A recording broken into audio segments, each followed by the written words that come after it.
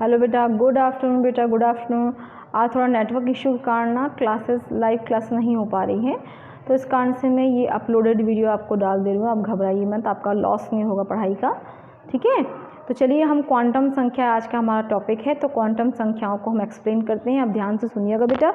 इसमें सबसे पहले आपको बताना पड़ेगा परिभाषा, मतलब क्वांटम संख्या क्या होती है, किसको हम क्वांटम संख्या बोलते हैं और ये संख्या हमको किस प्रकार की जानकारी देती है, इससे रिलेटेड हम परिभाषा देंगे बेटा क्वांटम संख्या के बारे में। तो क्वांटम संख्या क्या है? वे संख्या, क्वांटम संख्या किसको बोलेंगे? क्वांटम संख्याएं वे संख्याएं हैं, ठीक है, जो परमाणु के अंदर क्या होते हैं? इलेक्ट्रॉन्स होते हैं। तो वे क्वांटम संख्याएं वे संख्याएं हैं जो परमाणु में किसी इलेक्ट्रॉन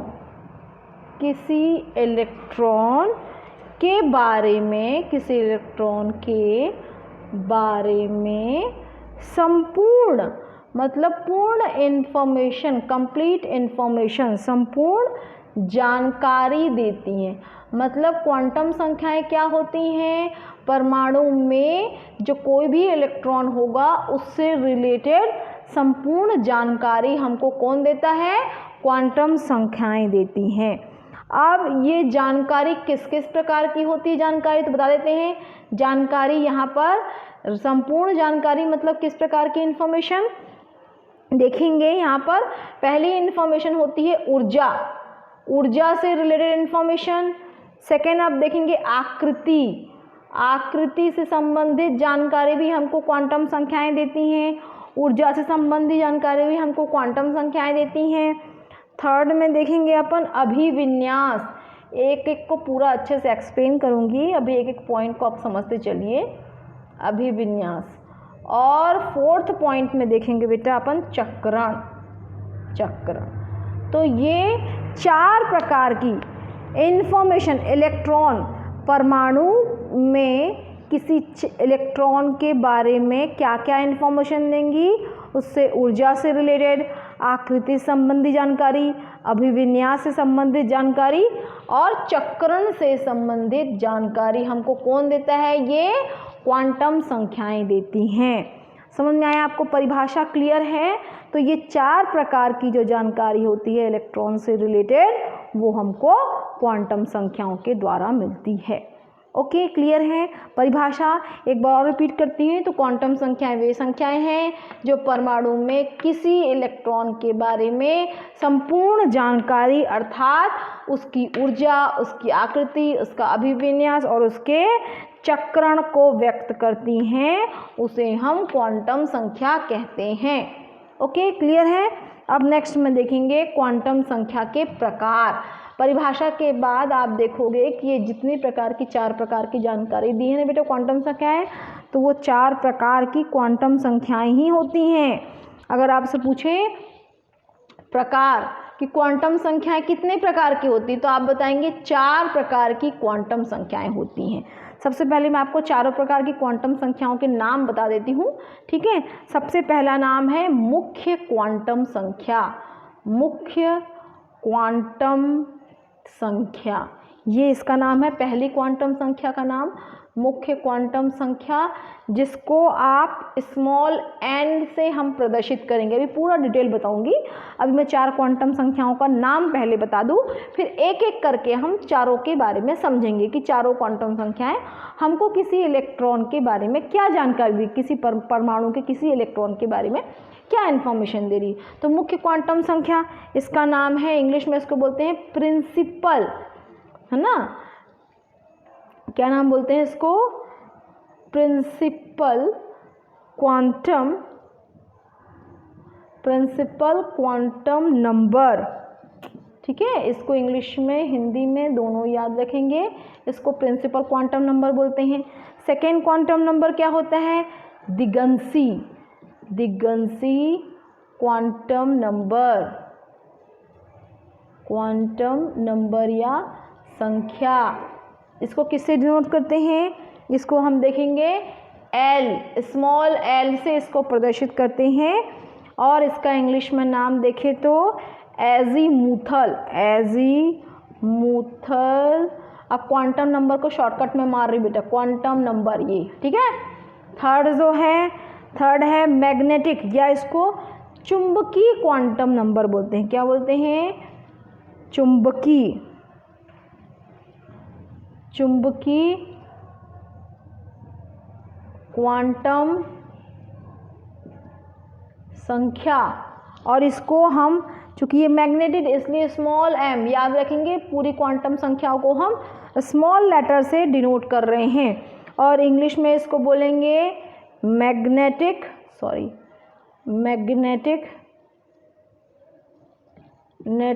क्वांटम नंबर, शॉर्टकट कर दिया मैंने इसको, ठीक है। और fourth and last quantum number is चक्रण क्वांटम संख्या। इसको स्मॉल s के द्वारा प्रदर्शित करते हैं, या इंग्लिश में इसको बोलते हैं स्पिन क्वांटम नंबर। समझ में आया? अभी मैंने क्या बताया? अभी मैंने सिर्फ आपको चारों क्वांटम संख्याओं के नाम बताए हैं, और मैंने बताया मुख्य क्वांटम संख्या को स्मॉल n के द्वारा प्रदर्शित करते हैं, और द्विगंशी क्वांटम संख्या को स्मॉल l के द्वारा, और चुंबकीय क्वांटम संख्या को स्मॉल m के द्वारा, और चक्रण क्वांटम संख्या को स्मॉल s के द्वारा प्रदर्शित करते हैं। अभी आपको चारों प्रकार की क्वांटम संख्याओं के नाम बस मैंने अभी बताए हैं आपको, ठीक है। नाम याद रहेंगे।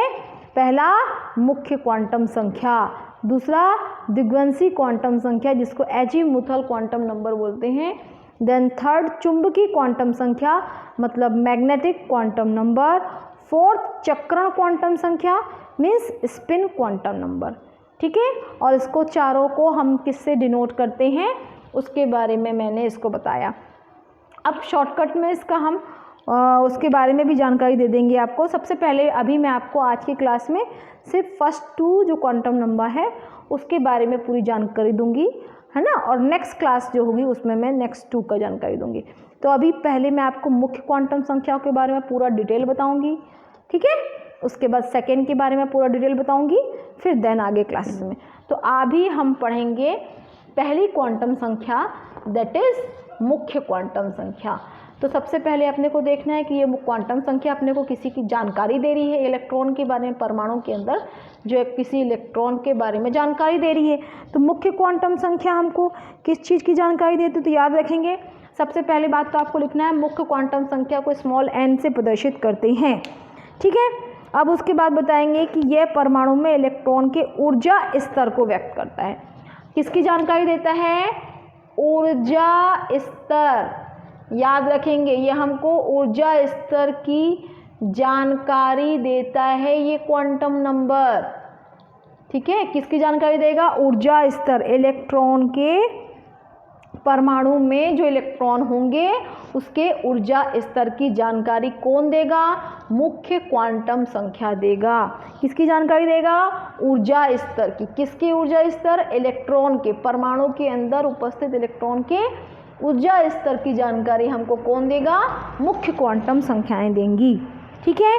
इसको अपन कोश भी बोल सकते हैं। यह परमाणु में इलेक्ट्रॉन के ऊर्जा स्तर या कोश को व्यक्त करता है। इसको ऊर्जा स्तर या कोश भी बोल सकते हैं। कोश बोलोगे तो आपको याद आया, कोश कौन कौन से होते हैं?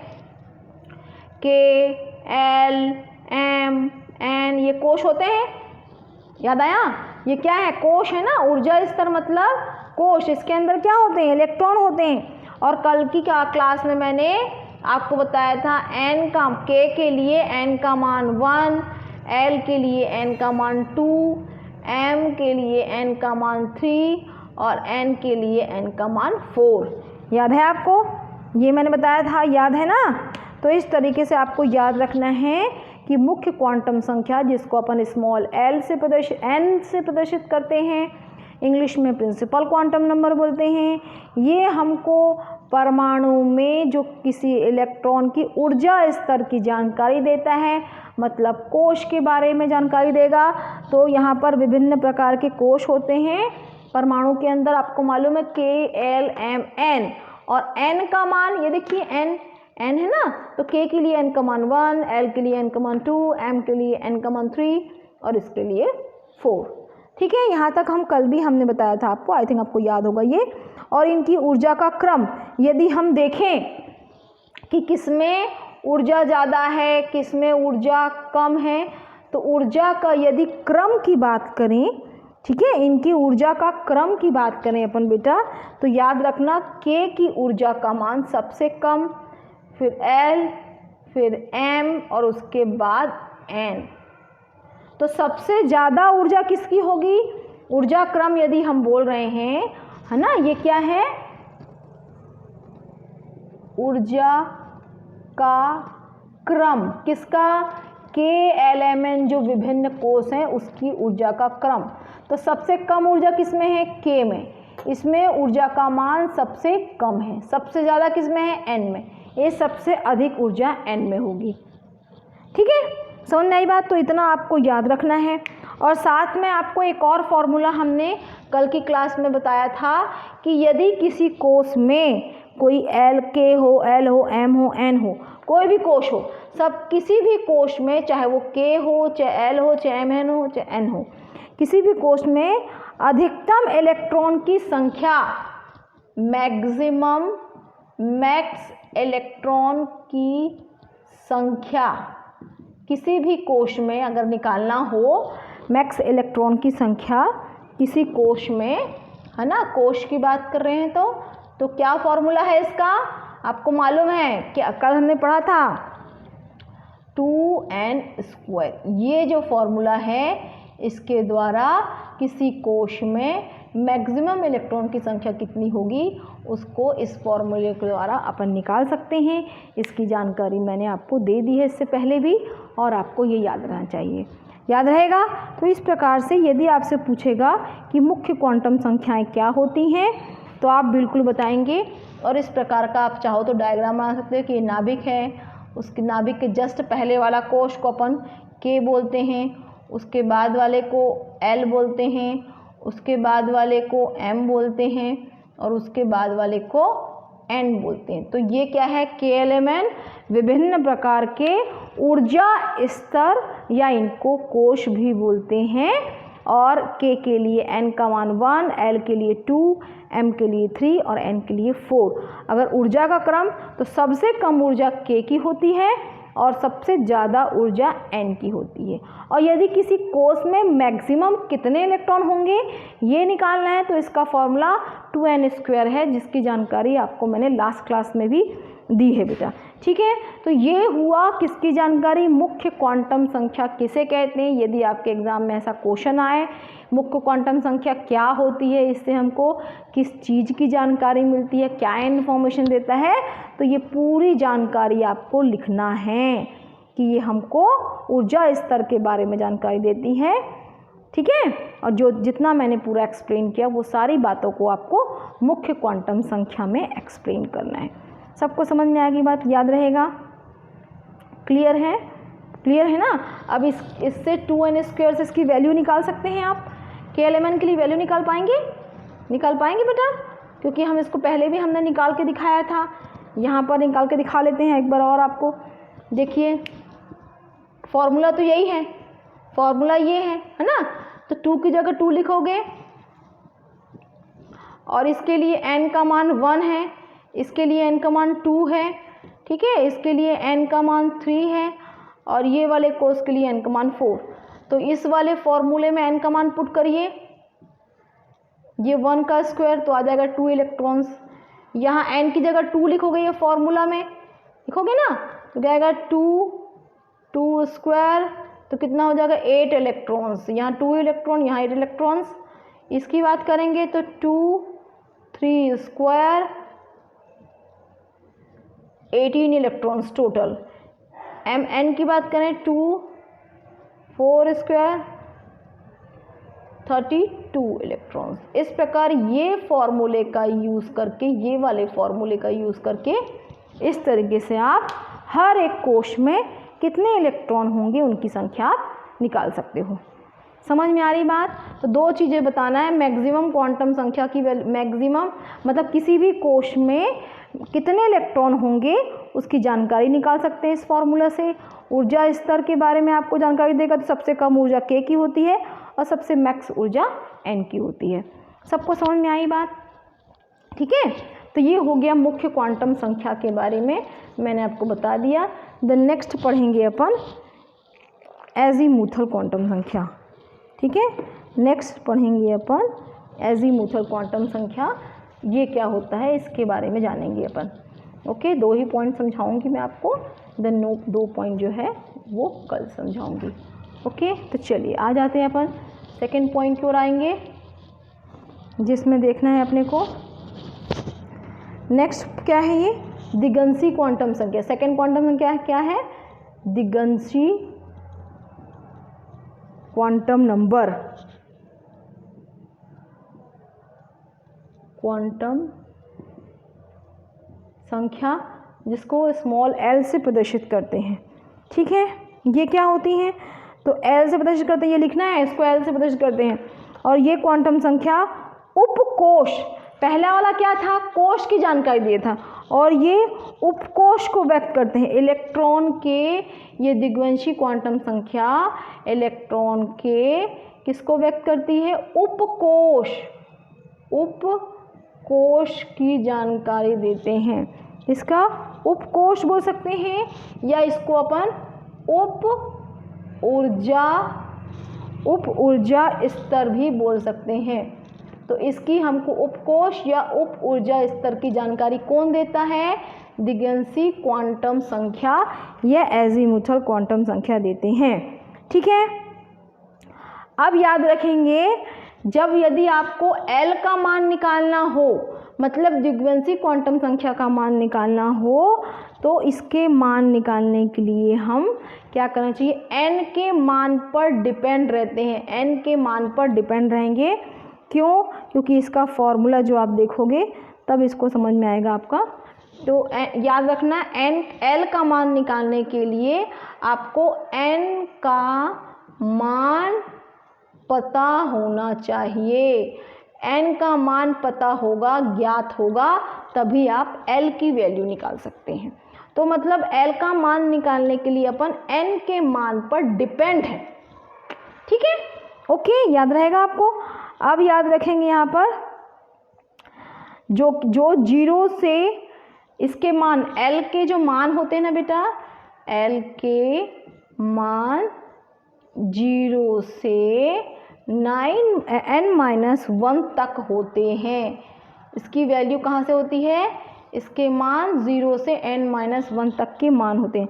अभी आपको अच्छे से और समझे आएगा जब अपन सवाल समझेंगे, है ना? तो अभी घबराइए मत, सब समझ में आएगा। और इसे कोणीय संवेग क्वांटम संख्या भी बोलते हैं। इसका एक और नाम है, क्या नाम है? कोणीय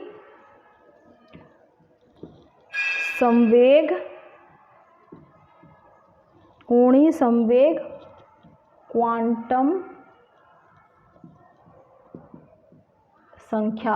तो इसका एक और नाम है कोणीय संवेग क्वांटम संख्या, याद रखेंगे आप।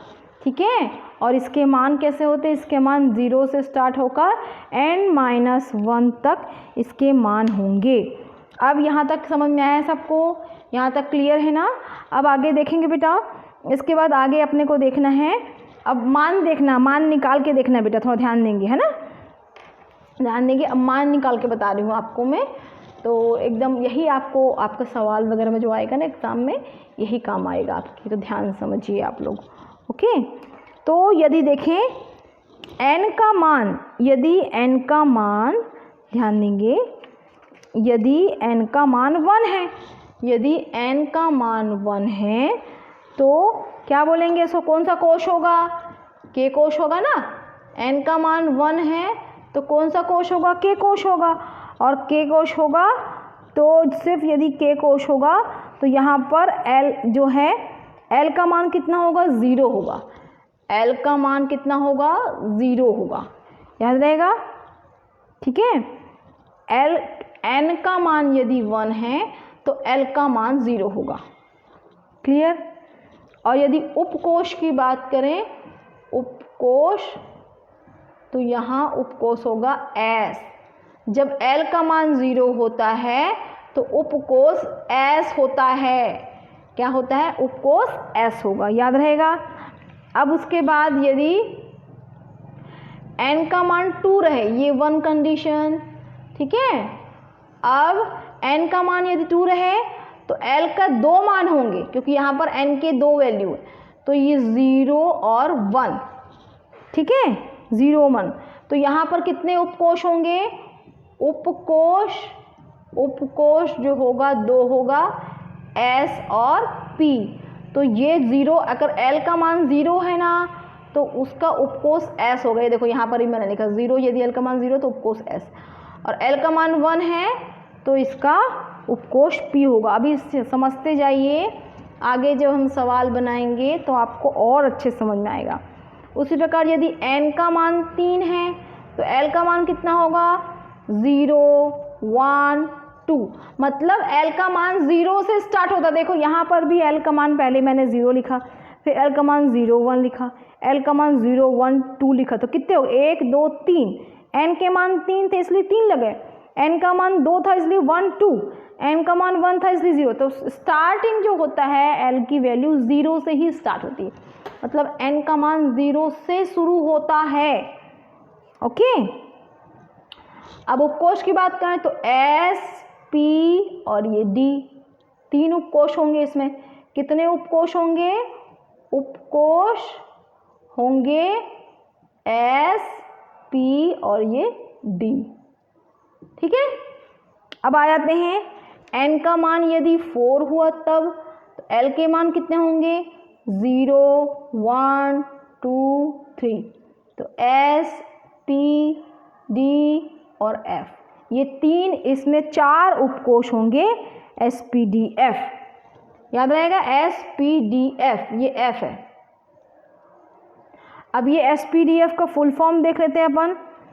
S P D F का फुल फॉर्म देखेंगे, और याद रखना हमेशा N का जो मान होता है ना, या तो 0 से स्टार्ट होगा इसका मान, है ना, 0 1 2 3, इस प्रकार से इसके मान होते हैं, L के मान। ओके, इसलिए यहाँ पर हमने L बराबर 0 से स्टार्ट किया। ओके, अब यहाँ पर अपने को देखना है कि S P D F जो अपन लिखे इसका फुल फॉर्म। S का फुल फॉर्म क्या होता है? S मतलब शार्प, S का मतलब शार्प, P का मतलब क्या है? फुल फॉर्म क्या है? प्रिंसिपल, और D का मतलब डिफ्यूज। क्या मतलब होता है D का? डिफ्यूज, याद रखेंगे इसको। और F का मतलब क्या होता है? फंडामेंटल। क्या मीन होता है? फंडामेंटल, ठीक है। तो ये मैंने आपको SPDF के फुल फॉर्म बता दिए, ठीक है। ओके, क्लियर है सबको? और यदि S का आकार, तो हमको मालूम है S का आकार क्या होता है? सर्कुलर शेप, मालूम है ना।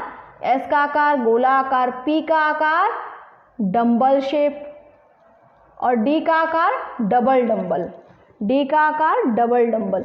ऑलरेडी मैंने आपको ये सारी चीज़ें बता दी हैं, इसलिए यहाँ पर मैंने इसको नहीं बताया। अब यहाँ पर बोलते हैं ऊर्जा, किसी कोश में उपस्थित विभिन्न उपकोष की ऊर्जा का क्रम। यदि हम ऊर्जा की बात करें बेटा, ऊर्जा के क्रम की बात करें, तो सबसे कम ऊर्जा किसकी होती है? S की ऊर्जा सबसे कम, उसके बाद P, उसके बाद D, उसके बाद F। तो इस प्रकार सबसे कम ऊर्जा किसकी होती है? S की होती है। याद रहेगा, सबसे कम ऊर्जा S की होती है।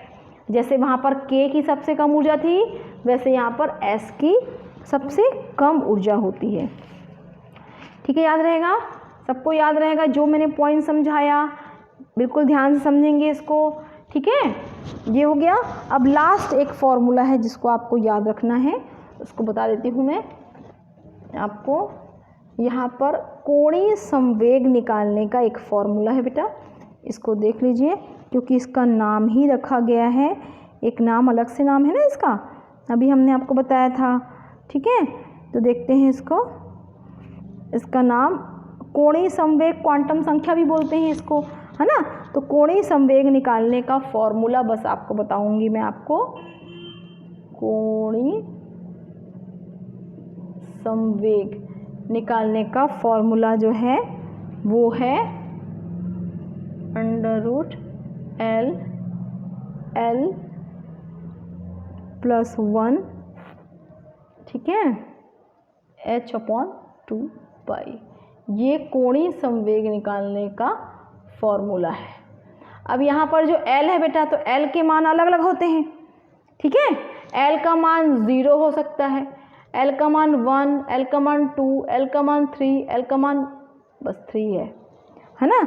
तो यहाँ पर यदि L का मान 0 है, मतलब कौन सा है वो सब ऑर्बिटल है, S, P, D और ये F।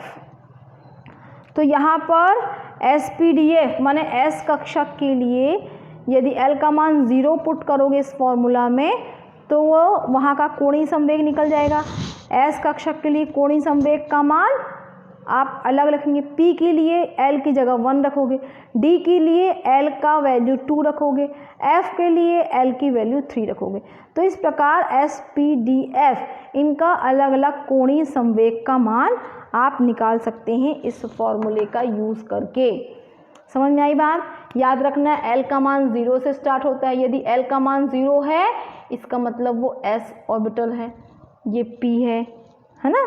तो इस प्रकार ये कक्षक के जो हैं उसकी जानकारी आपको दे दी गई है। तो बेटा आप लोग ये क्वांटम संख्या जो कि वेरी वेरी इंपॉर्टेंट है, इसको आप अच्छे से पढ़ लीजिएगा। और मैंने आपको क्या बताएंगे, आपसे पूछेगा एग्ज़ाम में क्वांटम संख्या किसे कहते हैं, ऐसा पूछेगा एग्ज़ाम में। क्वांटम संख्याएं कितने प्रकार की होती हैं, उनका नाम लिखिए, है ना।